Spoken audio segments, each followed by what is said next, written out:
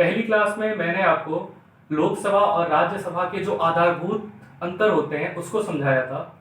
तो उसमें बहुत सी छोटी छोटी बातें और हैं जो फैक्चुअल होती हैं।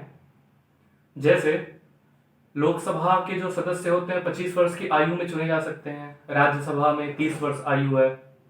लोकसभा का चुनाव प्रत्यक्ष रूप से होता है और राज्यसभा का प्रत्यक्ष रूप से होता है। और बाकी हम लोगों ने बातें बहुत डिटेल में पिछली क्लास में कर ली थी।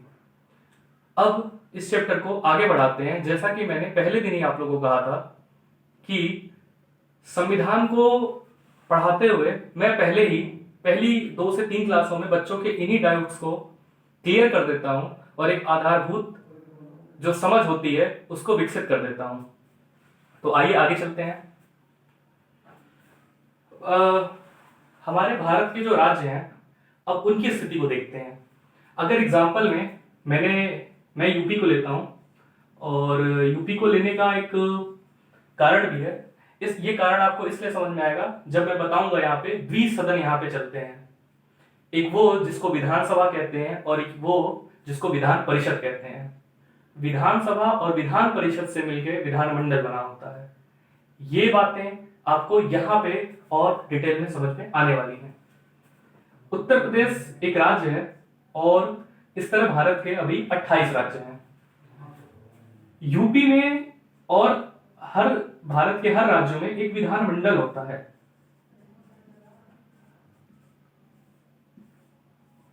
हर राज्यों में एक विधानमंडल होता है, लेजिस्लेचर होता है। इस विधानमंडल में विधानसभा होती है। इसी विधानमंडल में एक विधानसभा होती है और इस विधानसभा में जो लोग चुन के जाते हैं, इस विधानसभा में जो लोग चुन के जाते हैं उनको हम बोलते हैं MLA, member of legislative assembly.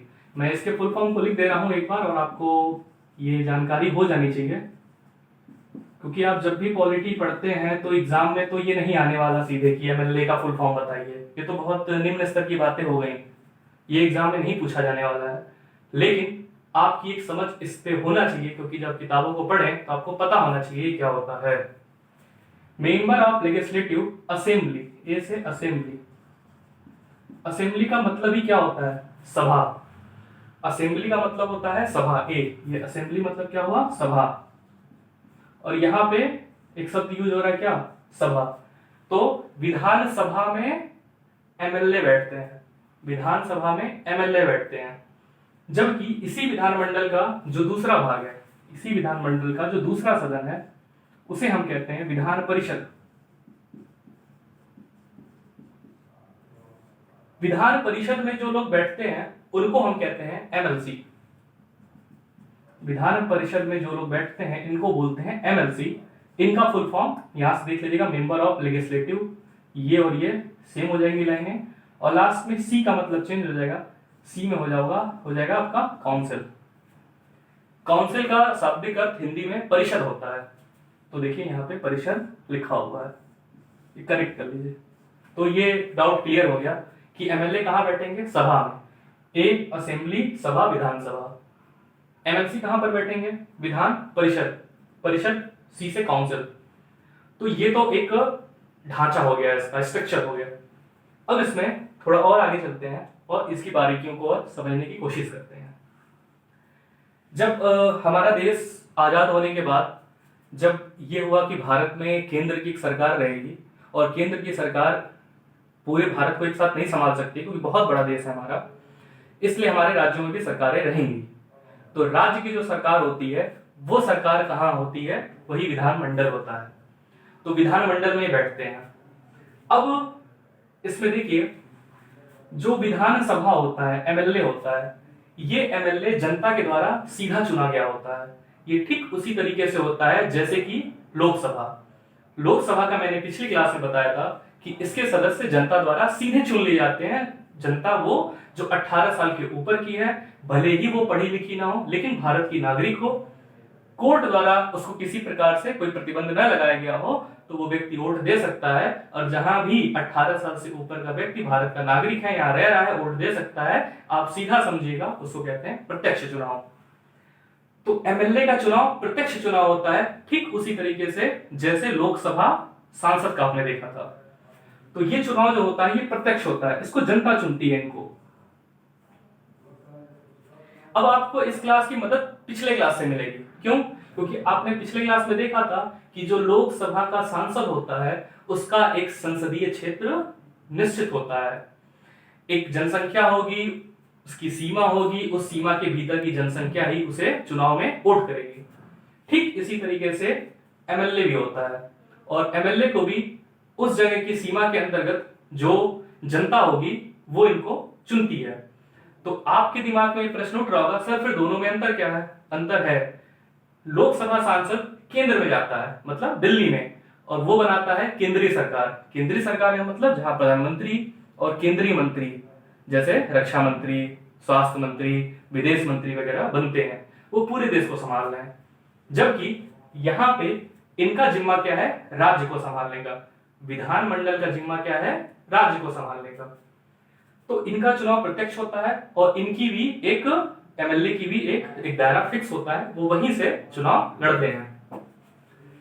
MLA का चुनाव प्रत्यक्ष होता है, और जो एमएलए होते हैं ये 25 वर्ष की आयु तक होते होते ये एमएलए चुने जा सकते हैं, ठीक उस तरह जैसे लोकसभा। एमएलए जो होते हैं ये एमएलसी से अंतर होते हैं, जैसे कुछ अंतर होते हैं। एमएलसी का चुनाव अप्रत्यक्ष रूप से होता है। एमएलसी में आयु 30 वर्ष की होती है, जबकि इसमें 25 वर्ष होती है। अगर आप इसको देख रहे होंगे तो आपको ठीक उसी तरीके से लग रहा होगा जैसे लोकसभा और राज्यसभा का अंतर। तो ये बात हुई। अब चलते हैं विधान परिषद के बारे में बात करने, क्योंकि विधान परिषद बहुत ज्यादा हमारे दिमाग में क्या क्रिएट करता है? कंफ्यूजन। और कंफ्यूजन इसलिए होता है क्योंकि अभी वर्तमान में भारत के कुछ राज्यों में ही यह व्यवस्था है। जब हमारा देश आजाद हुआ और हमारे देश में संविधान बना, तो संविधान को बनने के बाद भारतीय संविधान ने यह छूट दी थी राज्यों को कि अगर आप चाहते हैं तो द्विसदन व्यवस्था को अपना सकते हैं। बाइकैमरल, दो सदन मतलब विधानमंडल के दो सदन, जैसे संसद के दो सदन होते हैं, लोकसभा और राज्यसभा। तो विधानसभा और विधान परिषद तो भारत के कुछ राज्यों ने अपनाया था, और उनमें से कुछ राज्यों ने धीमे धीमे छोड़ दिया, और कुछ राज्यों ने अभी तक उस चीज को रखा है। ये बहुत सामान्य नियम से राज्य के द्वारा बनाए जाते हैं, केंद्र से अनुमति लेकर। तो भारत के कुछ राज्यों में विधान परिषदें कार्य करती हैं, इसीलिए हमें इसके बारे में थोड़ी सी कम जानकारी होती है। विधान परिषद की बात की जाए एमएलसी की, तो मैं इसे मिटाता हूं, आपने इसको नोट कर लिया होगा, ऐसी अपेक्षा है आप सभी से। ये विधान परिषद जो होती है, इस विधान परिषद को चुनता कौन है? विधान परिषद को चुनने की प्रक्रिया राज्यसभा के सांसदों की तरह ही अप्रत्यक्ष रूप से होती है, लेकिन राज्यसभा के सांसदों को राज्य के एमएलए चुनते हैं। कौन चुनता है? एमएलए, जो यहां पे मैंने अभी लिखा था। लेकिन अब इनको कौन चुनेगा? क्या इनको भी एमएलए चुनेंगे? नहीं, चुनते हैं, पूर्ण रूप से नहीं चुनते हैं, पूर्ण रूप से नहीं चुनते हैं। इसको मैं अभी थोड़े शॉर्ट में बता दे रहा हूं आपको। विधान परिषद में जैसे उदाहरण मैंने यूपी का लिया है, तो यूपी से मैं समझाता हूं। यूपी में लगभग 100 सीटें हैं विधान परिषद की। विधान परिषद में जो लोग चुने जाएंगे उन सीटों का बंटवारा होता है। 100 सीटों में बंटवारा कुछ इस प्रकार से होता है कि 100 सीटों का जो 1/3 सीटें होंगी, 1/3 जो सीटें होंगी वो नगर वार्डों से चुन के जाएंगे। 1/3 जो सीटें होंगी वो उस राज्य में स्नातक और अध्यापन का, माध्यमिक विद्यालयों में अध्यापन का कार्य कर रहे लोग चुनते हैं, जो अपने आप का वो रजिस्ट्रेशन का प्रोसेस होता कराते हैं। फिर इसमें 1/6 हिस्सा, उन्हीं 100 का 1/6, उन 100 का 1/6 हिस्सा उस राज्य के एमएलए चुनते हैं। अब ध्यान दीजिएगा, पूरी सीटें एमएलए नहीं चुन रहे थे, सिर्फ यूपी में जो 100 सीटें हैं, 100 सीटें हैं जो विधान परिषद की, इन 100 सीटों का 1/6 हिस्सा ही केवल यहाँ के एमएलए चुन रहे हैं। उसके अलावा 1/12 भाग राज्य का राज्यपाल चुनता है, वही राष्ट्रपति की तरह जैसे राष्ट्रपति राज्यसभा में चुनते हैं लोक कला साहित्य के क्षेत्र में। तो ये ऊपरी ऊपरी बातें हो गई हमारी। अगर आपके दिमाग में प्रश्न उठ रहा होगा कि सर ये तो एक खर्चीली व्यवस्था है और वेतन भी देना पड़ता होगा, तो जाहिर सी बात है आपको वेतन देना पड़ेगा एमएलसी को भी। आपके दिमाग में ये भी प्रश्न उठ रहा होगा कि सर एमएलए से जब भारत की व्यवस्था चल सकती है तो एमएलसी की व्यवस्था क्यों की गई है? व्यवस्था इसलिए की गई है क्योंकि जब आप संवैधानिक विकास को पढ़िएगा और संभवतः अगली क्लास जो तीसरी क्लास होगी वो संवैधानिक विकास की क्लास होगी, तो वहां से मैं ले चलूंगा और बताऊंगा कैसे कैसे ये सिस्टम हमारे राज्यों में बनता गया और आजादी के बाद ये छूट दी गई कि आप चाहते हैं तो विधान परिषदों को रख सकते हैं, नहीं तो हटा सकते हैं। तो कुछ राज्यों को लगा कि हमारा राज्य बड़ा है या उनको ये लगता था कि हमारी जरूरत है, तो उन्होंने इसको क्या कर लिया, एडॉप्ट कर लिया और इस सिस्टम को आज तक बना के रखा है। अब आगे ध्यान देते हैं, विधान परिषद के जो लोग होते हैं, विधान परिषद के जो लोग होते हैं ये क्या मुख्यमंत्री बन सकते हैं? विधान परिषद का व्यक्ति क्या राज्यों में मंत्री बन सकता है? हाँ, बिल्कुल बन सकता है। आइए कुछ और छोटी छोटी बातों को और बहुत महत्वपूर्ण बातों को देखते हैं जो पढ़ते हुए आपके दिमाग में कंफ्यूजन क्रिएट करता ही करता है। इस बात की गारंटी मैं देता हूं अगर आप पहली बार पढ़ रहे होंगे। देखिए, एक साथ लेके दो चीजों को चलते हैं और मुझे आप लोगों से अपेक्षा है कि आप सभी ने राज्यसभा को समझा होगा। मैं यहां पे लिखता हूं राज्यसभा और यहां पे लिखता हूं विधान परिषद।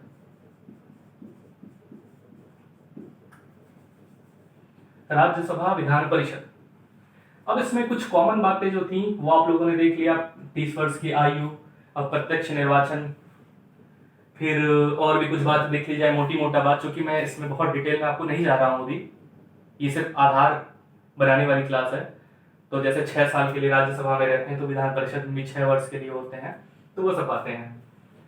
राज्यसभा का व्यक्ति, एक क्वेश्चन उठता है दिमाग में, बहुत इंपॉर्टेंट है, आपको पता होना चाहिए, क्या राज्यसभा का व्यक्ति पीएम बन सकता है भारत का? क्या राज्यसभा का व्यक्ति भारत का केंद्रीय मंत्री बन सकता है?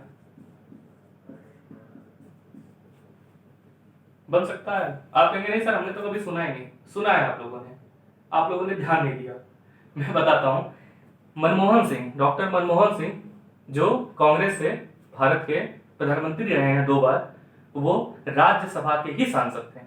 मनमोहन सिंह राज्यसभा से ही सांसद थे और मनमोहन सिंह क्या बने, भारत के प्रधानमंत्री।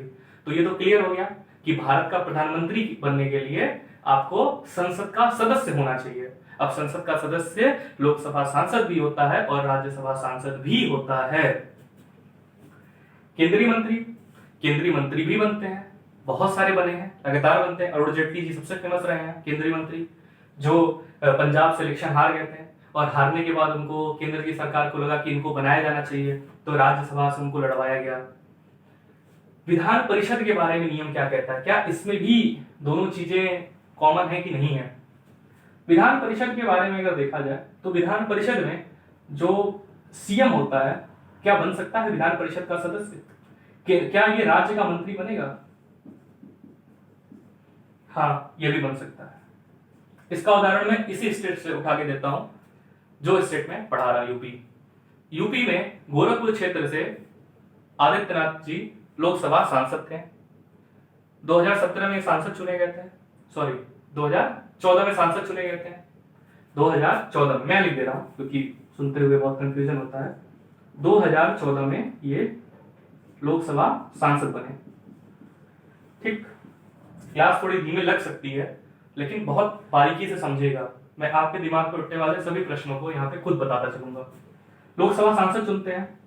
2017 में यूपी में इलेक्शन होता है, इस यूपी स्टेट का इलेक्शन होता है और इस इलेक्शन में बीजेपी की गवर्नमेंट बननी तय हो जाती है और इसलिए होती है क्योंकि उसके एमएलए ज्यादा थे, जाहिर सी बात है। अब यह होता है कि जो गोरखपुर क्षेत्र से लोकसभा सांसद आदित्यनाथ जी हैं वो सीएम बनेंगे। हाँ, क्यों नहीं बन सकते हैं, और बने भी, अभी आप देख भी रहे होंगे। ये जो बनते हैं कैसे बनते हैं, आपको पता होगा कि भारत में आप एक साथ 2 पदों को नहीं संभाल सकते हैं, तो अभी कौन सा पद संभाल लेते हैं, लोकसभा सांसद का। बनना क्या है, यूपी का सीएम। तो ये क्या बन गए, यूपी के सीएम। लेकिन सीएम बनने के ही 2-3 दिन पहले इनको इस्तीफा देना पड़ा था अपने लोकसभा सांसदी के लिए कि अब हम लोकसभा के सांसद नहीं है क्योंकि मैं जा रहा हूं शपथ लेने यूपी का सीएम बनने के लिए। अब ये बन गए सीएम। अब आप कहेंगे सर सीएम बन गए, लेकिन ये तो एमएलए भी नहीं है, ये तो एमएलसी भी नहीं है, कैसे बन गए? तो बन सकते हैं।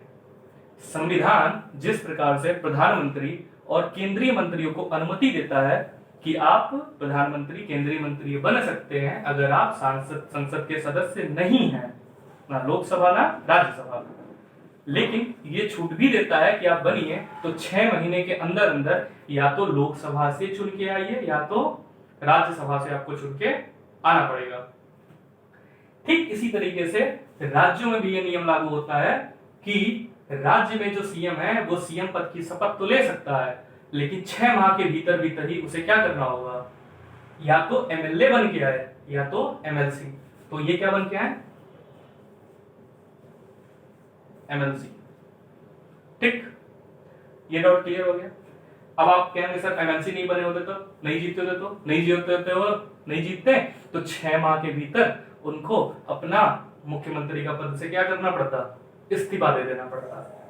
तो ये तो आज की ये वाली जो थी ये ठीक पिछले क्लास की ही तरह थी, बहुत छोटी छोटी आधारभूत जो गलतियां हम करते हैं और हमारी समझ यहाँ पे नहीं हो पाती है, वो आपको, हमें आशा है कि आपको समझ में आया होगा। आइए कुछ और चीजों को इसमें देख लेते हैं।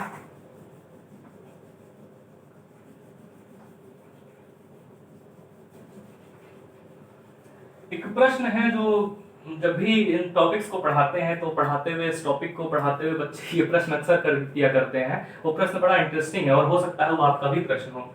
बच्चे कहते क्या है कि सर मान लीजिए कोई पीएम बना है या फिर केंद्र का मंत्री बना है। मैंने कहा ठीक, चलो बना है।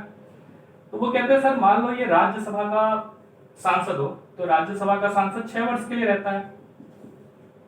राज्यसभा का सांसद वो 6 वर्ष के लिए रहता है। तो वो कहते हैं कि सर मान लो ये राज्यसभा का जो सांसद है ये बन रहा है 2020 में, और उसी समय एक लोकसभा का इलेक्शन होता है, और उस लोकसभा के इलेक्शन में इसी व्यक्ति को, जो राज्यसभा का व्यक्ति है, मान लो इसका नाम, कोई नाम रख लेते हैं, महेश नाम है, महेश राज्यसभा के सांसद है, इलेक्शन हुआ और इलेक्शन में इन्हीं की पार्टी, जिस पार्टी से राज्यसभा सांसद है, वो बहुमत लेके आती है। सभी नेताओं का कहना था कि हम आप ही को पीएम बनाएंगे, तो पीएम तो बन जाएंगे। अभी हम लोगों ने देखा कि पीएम बन सकता है राज्यसभा सांसद का सदस्य। तो ये 5 साल के लिए रहेगा। पीएम कितने वर्ष के लिए रहते हैं? 5 वर्षों के लिए। तो 5 साल यहां जोड़ देते हैं, हो गया 2025। तो पीएम यहां पे क्या करना होगा? पीएम को इस्तीफा देना होगा। 5 साल का कार्यकाल उसने पूरा कर लिया है, लेकिन राज्यसभा का सांसद था ना पहले, 1 वर्ष की उसकी अभी राज्यसभा की सदस्यता बची है। तो जब 1 वर्ष की सदस्यता बची है तो जाहिर सी बात है वो अभी 1 वर्ष और, अर्थात 2020 में चुना गया तो वो 2026 तक राज्यसभा सांसद रहेगा। ठीक, ये डाउट आपका क्लियर हो गया होगा। ये प्रश्न बच्चे करते भी हैं, तो अब मुझे जहां तक लग रहा है आपका कोई डाउट इस टॉपिक से नहीं रहा होगा। और अगर आपने पढ़ चुके हैं आप पहले, तो आपके जो मन में प्रश्न उठ रहे होंगे, सर आपने अनुच्छेद, भाग, अंदर की प्रक्रियाएं बताएंगे, तो मैं फिर उसको रिपीट कर रहा हूं जो मैंने कल कहा था क्लास में, कि मैं इन चीजों को आपको जब चैप्टर वाइज चलेंगे अंदर तो बहुत डिटेल में इन चीजों को हम देखेंगे। चलिए इसको मिटाते हैं और आगे बढ़ते हैं।